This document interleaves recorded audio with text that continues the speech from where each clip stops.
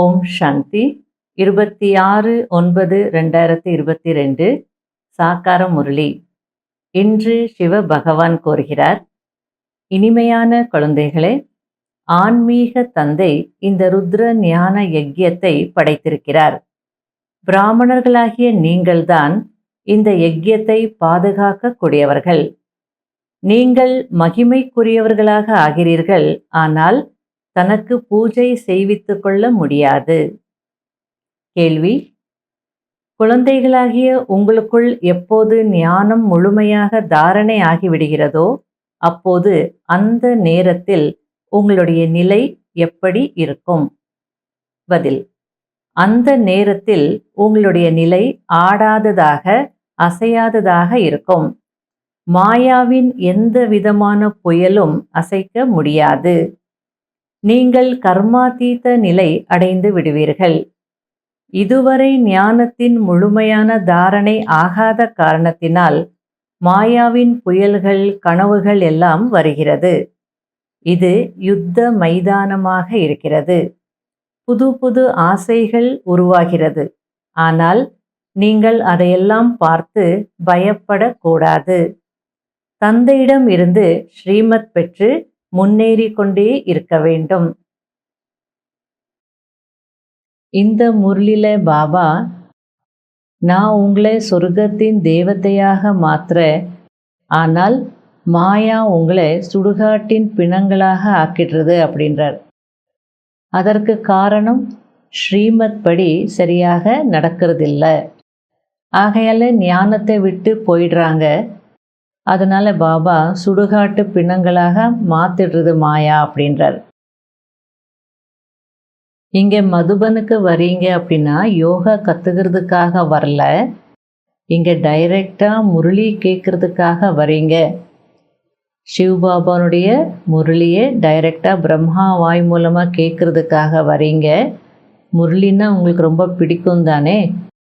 மற்றபடி யோகா எங்க வேணுமானாலும் செய்யலாம் அப்படின்றார். அதே நேரத்தில் ஞானமும் யோகமும் சேர்ந்து தான் இருக்கு. முரளி சொல்லக்கூடிய அந்த தந்தையினுடைய நினைவில் இருக்கிறீங்கன்னு தானே அர்த்தம் அப்படின்றார். நிறைய சாஸ்திரங்கள் இருக்கு, அதுக்கு நிறைய ஃபாலோயர்ஸும் இருக்கிறாங்க. என்னெல்லாம் கேட்குறாங்களோ ஆமாம் ஆமாம் உண்மை அப்படின்னு சொல்லிகிட்டே இருப்பாங்க. ஆனால் அவங்களுக்கு எந்த லட்சியமும் இல்லை அப்படின்றார். பக்தி மார்க்கத்தில் நிறைய வழக்கங்கள் இருக்குது. ஆனால் ஞான மார்க்கத்தில் விதையை தெரிஞ்சுக்கிட்டாலே போதும் அப்படின்றார். விதையை தெரிஞ்சுக்கிட்டா முழு மரத்தினுடைய ஞானமும் புத்தியில் வந்துடுறது அப்படின்றார். ஆகையால் ஏறும் கலை, இறங்கும் கலை எப்படி ஏற்படுது? இந்த அனைத்து விஷயங்களும் இப்போ உங்களுடைய புத்தியில் இருக்குன்னு சொல்கிறார். சில குழந்தைகள், பாபா நிறைய புயல்கள் வருது, கனவுகள் எல்லாம் வருது, ஞானத்துக்கு வர்றதுக்கு முன்பு கூட ஒருபோது இப்படியெல்லாம் வந்ததே இல்லை, இப்போ வருது அப்படின்னு கம்ப்ளைண்ட் பண்ணுறாங்க. அதுக்கு பாபா சொல்கிறார், இப்போ தானே நீங்கள் யுத்த மைதானத்தில் வந்திருக்கீங்க, ஆகையால் பயப்படாதீங்க. வைத்தியர்கள் கூட மருந்து கொடுக்கும்போது இந்த மருந்து சாப்பிட்டீங்கன்னா உள்ளே இருக்கிற வியாதியெல்லாம் வெளியே வரும், அப்படின்னா நோய் அதிகமாகும், பயப்படாதீங்கன்னு சொல்லி தானே கொடுக்குறாங்க. அது போல தான் பயப்படாதீங்க அப்படின்றார். முரளியின் பாடல்: உங்களை அடைந்து நாங்கள் உலகத்தையே அடைந்து விட்டோம். ஓம் சாந்தி. குழந்தைகள், பாடலை பலமுறை கேட்டிருக்கிறீர்கள்.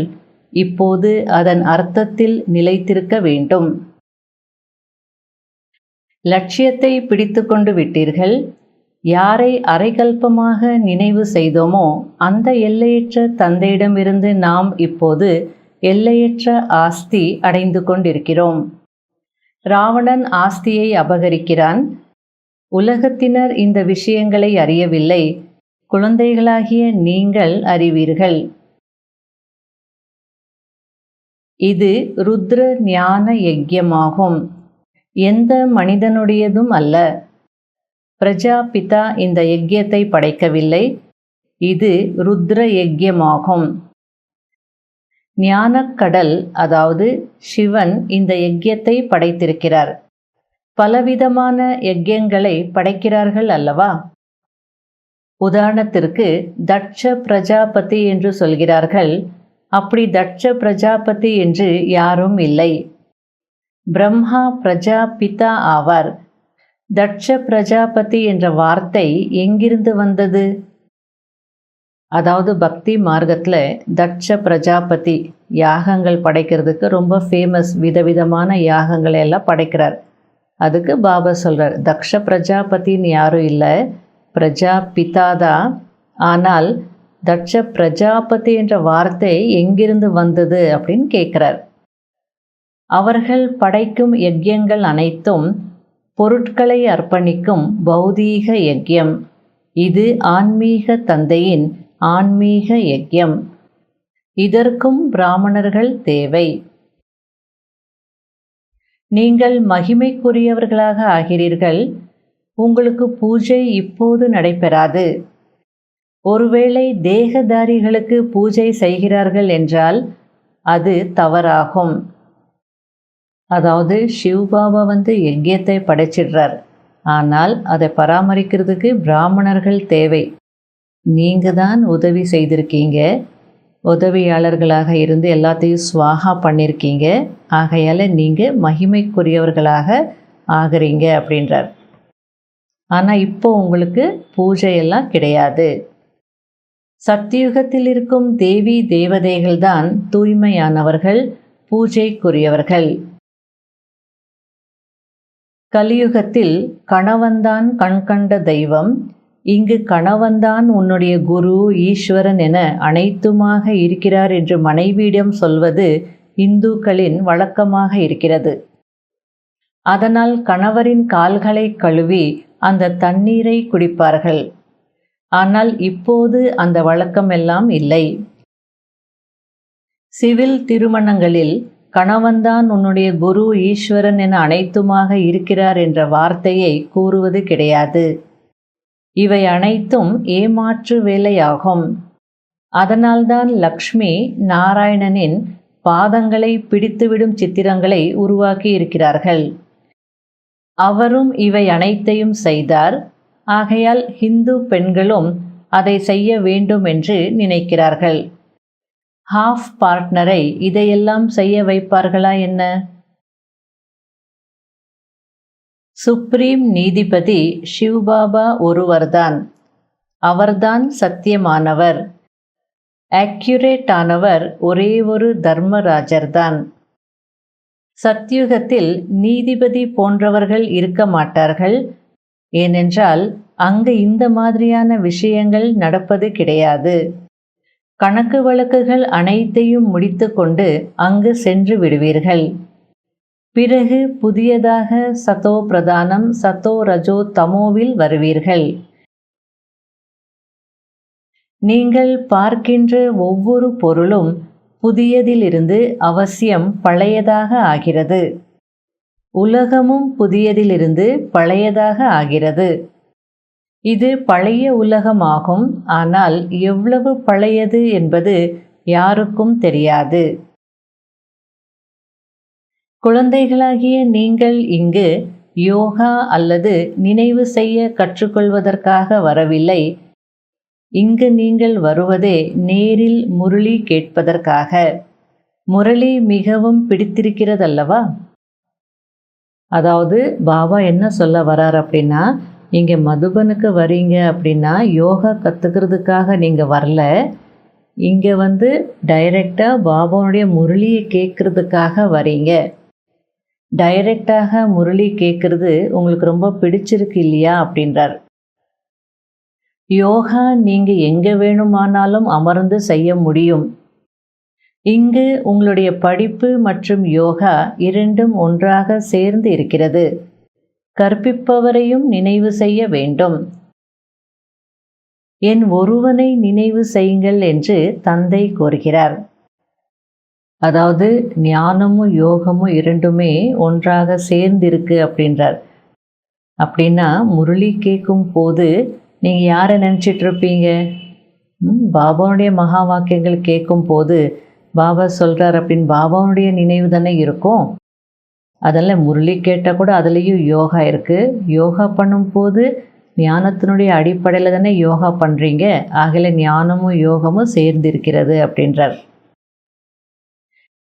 சிவபாபா அனைவருக்கும் தந்தையாக இருக்கிறார் அல்லவா?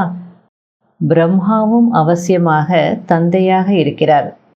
ஆனால் இந்த விஷயங்களை இந்த நேரத்தில் நீங்கள் மட்டும்தான் அறிந்திருக்கிறீர்கள். அதாவது சிவபாபா அனைவருக்கும் தந்தையாக இருக்கிறார் அப்படின்ற விஷயம் உலகத்தில் இருக்கிறவங்க ஆமான்னு தான் சொல்லுவாங்க. அவங்களுக்கும் தெரியும் பரமாத்மா தான் அனைவருக்கும் தந்தையாக இருக்கிறார் அப்படின்னு. ஆனால் பிரம்மாவும் தந்தையாக இருக்கிறார், அது உங்களுக்கு மட்டும்தான் தெரியும், அவங்களுக்கு தெரியாது அப்படின்றார். அவரும் பிரஜாபிதா, அலௌகீக தந்தை. இந்த விஷயங்கள் அவங்களுக்கு யாருக்கும் தெரியாது. குழந்தைகளுக்கு எத்தனை பாயிண்ட்ஸை புரிய வைக்கிறார். இங்கு அநேக சாஸ்திரங்கள் இருக்கிறது. ஃபாலோயர்ஸ் கூட எதை கேட்கிறார்களோ அதை சத்தியம் சத்தியம் என்று சொல்லிக்கொண்டே இருக்கிறார்கள். ஆனால் அவர்களுக்கு லட்சியம் எதுவும் இல்லை. லக்ஷ்மி நாராயணனை காட்டுகிறார்கள், ஆனால் நாராயணனின் தந்தையின் பெயர் என்ன என்று ஒருபோதும் சொல்ல முடியாது. ஆனால் கிருஷ்ணரின் தாய் தந்தையை காட்டுகிறார்கள். சத்யுகத்தின் விஷயங்கள் அனைத்தையும் தலைகீழாக ஆக்கிவிட்டார்கள். அதாவது பாபா இந்த இடத்துல அகடம் பகடம் அப்படின்ற வார்த்தையை யூஸ் பண்ணுறார். கிருஷ்ணர் கலியுகத்தில் ஜெயிலில் பிறந்ததாக காட்டிருக்காங்க. ஆனால் அவர் சத்தியுகத்தினுடைய முதல் இளவரசர் இல்லையா? சத்தியுகத்தினுடைய விஷயங்களையும் கலியுகத்தினுடைய விஷயங்கள் எல்லாத்தையும் மிக்ஸ் பண்ணிட்டாங்க. இங்கித்த விஷயங்களை அங்கே கொண்டு போயிட்டாங்க, அங்கித்திய விஷயங்களை இங்கே கொண்டு வந்துட்டாங்க. ஆகையால் தலைகீழாக ஆக்கிட்டாங்க அப்படின்றார். பக்தி மார்க்கத்தில் எத்தனை வழக்கங்கள் இருக்கிறது என்று தந்தை கூறுகிறார். ஞான மார்க்கத்தில் விதையை மட்டும் அறிந்து கொள்ள வேண்டியதாக இருக்கிறது. விதையின் ஞானத்தின் மூலம் முழு மரமும் புத்தியில் வந்து விடுகிறது. உயர்ந்ததிலும் உயர்ந்தவர் பகவான், அவர் பரந்தாமத்தில் இருக்கிறார் என்பதை நீங்கள் அறிவீர்கள். அங்கு அனைத்து ஆத்மாக்களும் இருக்கின்றது. போன கல்பத்தில் யார் என்ன பதவி அடைந்திருந்தார்களோ அதே முயற்சிதான் செய்து கொண்டிருக்கிறார்கள். முயற்சியின்றி பிராப்தி அடைய முடியாது. ருத்ர மாலை விஷ்ணு மாலை என்று பாடப்பட்டிருக்கிறது. மற்றபடி பிராமணர்களுக்கு மாலை கிடையாது. ஏனென்றால் முயற்சியாளர்களாக இருக்கிறார்கள். பிராமணர்களிலும் வரிசை கிரமமாக இருக்கிறார்கள். மாயையின் புயல்கள் நிறைய வரும் என்று பாபா புரிய வைத்திருக்கிறார். அதன் மீது எப்படி வெற்றி அடைவது என்று சில குழந்தைகள் கேட்கவும் செய்கிறார்கள். அனுபவசாலியான டீச்சர்ஸ் இல்லை என்றால் எப்படி புரிய வைக்க முடியும்? மாயாவின் புயல்கள் கனவுகள் போன்ற அனைத்தும் வரும் என்று தந்தை புரிய வைக்கிறார். எதுவரை ஞானம் முழுமையாக தாரணையாகவில்லையோ, கர்மாதீத நிலை ஏற்படவில்லையோ அதுவரை அதிகமாக வரும். வயதானவர்களை இளைஞர்களாக ஆக்கிவிடும். புது புது ஆசைகள் உற்பத்தியாகும். இதற்கு முன்பு ஒருபோதும் இப்படிப்பட்ட எண்ணங்கள் வந்தது கூட இல்லை என்று நீங்கள் சொல்வீர்கள். அதற்கு பாபா, அட நீங்கள் யுத்த மைதானத்திற்கு இப்போதுதான் வந்திருக்கிறீர்கள். வைத்தியர்கள் கூட மருந்து கொடுக்கும் போது இந்த மருந்தின் மூலம் வியாதி அனைத்தும் வெளிவரும், பயப்படக்கூடாது என்று சொல்வார்கள் தானே. இந்த பிரம்மா பாபா அனுபவசாலியாக இருக்கிறார், அனைத்தையும் புரிய வைக்கிறார். இதை பார்த்து கொஞ்சம் கூட பயப்படக்கூடாது. ஏறும் கலை இறங்கும் கலை எப்படி ஏற்படுகிறது என்று இவை அனைத்தும் இப்போது உங்களுடைய புத்தியில் இருக்கிறது. நான் தான் தந்தை, டீச்சர், சத்குருவாக இருக்கிறேன். 21 பிறவிகளுக்கான ஆஸ்தி உங்களுக்கு கொடுக்கிறேன். இருந்தாலும் மாயா உங்களை சுடுகாட்டு பிணங்களாக ஆக்கிவிடுகிறது. சிவபாபா சொர்க்கத்தின் தேவதையாக ஆக்குகிறார். மாயை நிறைய குழந்தைகளை ஏமாற்றி விடுகிறது. ஏனென்றால் ஸ்ரீமத் படி சரியாக நடப்பதில்லை. நல்லது. இனிமையிலும் இனிமையான காணாமல் போய் கண்டெடுக்கப்பட்ட செல்ல குழந்தைகளுக்கு மாத் பிதா பாப் தாதாவின் அன்பு நினைவுகள் மற்றும் காலை வணக்கம். ஆன்மீக குழந்தைகளுக்கு ஆன்மீக தந்தையின் நமஸ்காரம். கடைபிடிக்க வேண்டிய முக்கியமான சாராம்சம். முதல் பாயிண்ட், தினமும் முரளியை அவசியம் படிக்க வேண்டும். மாயையின் புயல்களை கண்டு பயப்படக்கூடாது. எந்த விதமான ஏமாற்றத்தில் இருந்தும் தப்பித்து கொள்வதற்கு ஸ்ரீமத் பெற்றுக்கொண்டே இருக்க வேண்டும். இரண்டாவது பாயிண்ட், படிப்பு மற்றும் யோகா இரண்டும் ஒன்றாக சேர்ந்து இருக்கிறது. ஆகையால் படிப்பை கற்பிக்கும் தந்தையை நினைவு செய்ய வேண்டும். நிச்சய புத்தியுடையவர்களாக ஆக வேண்டும் மற்றும் ஆக்க வேண்டும். தந்தையின் அறிமுகத்தை தான் அனைவருக்கும் கொடுக்க வேண்டும். வரதானம். அழியாத சிம்ஹாசனத்தில் அமர்ந்து கர்மேந்திரியங்கள் மூலம் சதா உயர்ந்த கர்மம் செய்விக்கக்கூடிய கர்ம யோகி ஆகுங்கள். யார் அழியாத சிம்ஹாசனத்தில், அதாவது சுயராஜ்ய அதிகாரியாக மற்றும் தந்தையின் ஆஸ்தியின் ராஜ்யபாக்கியத்தின் அதிகாரியாக இருக்கிறார்களோ அவர்கள்தான் கர்ம யோகிகள்.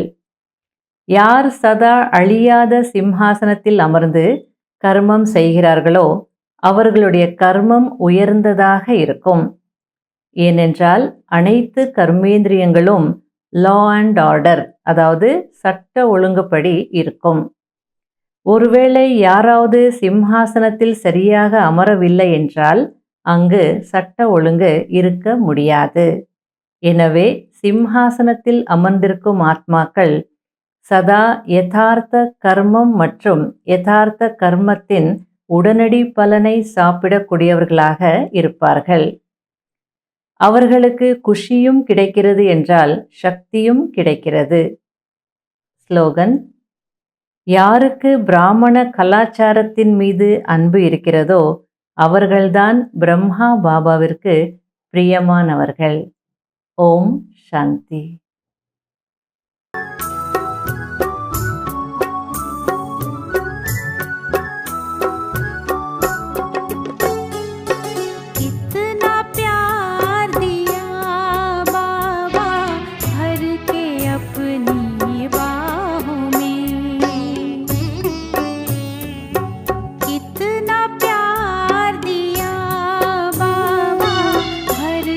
अपनी बाहों में